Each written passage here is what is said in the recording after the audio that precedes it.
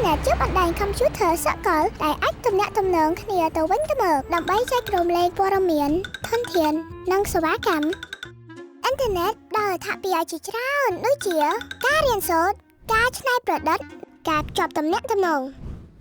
internet មានឥទ្ធិពលខ្លាំងប៉ុន្តែជំរឿនដ៏ឆ្លាតវៃក្នុងការប្រើប្រាស់ internet គឺការរក្សាសុវត្ថិភាព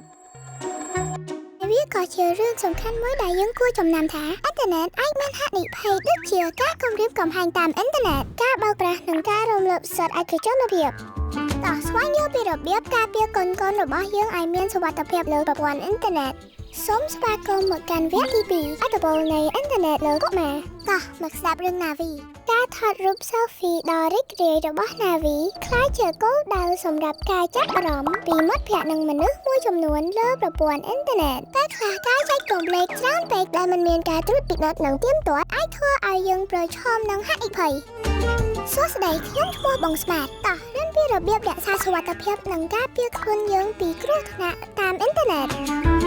ជាដំបូងការពារឯកជនភាពរបស់អ្នកចែករំលែកតែអ្វីដែលអ្នកគួរចែករំលែកជាមួយអ្នកដទៃដោយមានទំនួលខុសត្រូវទំនុកចិត្តនិងសុវត្ថិភាពបន្ថែមពីនេះប្រសិនបើអ្នកឃើញមតិយោបល់មួយចំនួនដែលបង្កគ្រោះថ្នាក់សូម report វាភ្លាមដោយចុច report ជ្រើសរើសហេតុផលដែលស័ក្តិសមហើយអនុញ្ញាតឲ្យ platform នោះដោះស្រាយវាដោយខ្លួនឯងកុំភ្លេចអ្នកក៏អាច block នរណាម្នាក់បានដែរបើសិនជាពួកគេផ្ដល់អារម្មណ៍មិនល្អនិងមិនមានសុវត្ថិភាពទៅកាន់អ្នក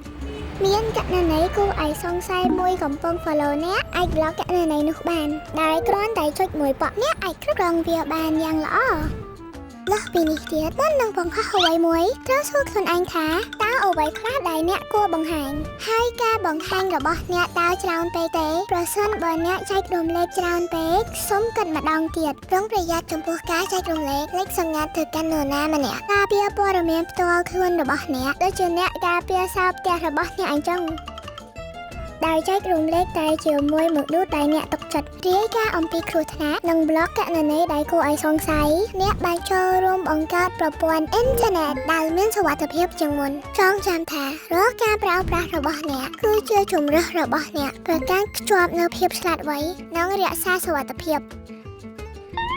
ល្អណាស់ Navi ឥឡូវនេះ Navi បានក្លាយជាអ្នកជំនាញផ្នែកសុវត្ថិភាព Digital ម្នាក់ហើយ Navi បានរៀនការពារសុវត្ថិភាពតាមអ៊ីនធឺណិតនិងប្រើប្រាស់អ៊ីនធឺណិតប្រកបដោយទំនួលខុសត្រូវអ្នកទាំងអស់គ្នាក៏អាចធ្វើបាន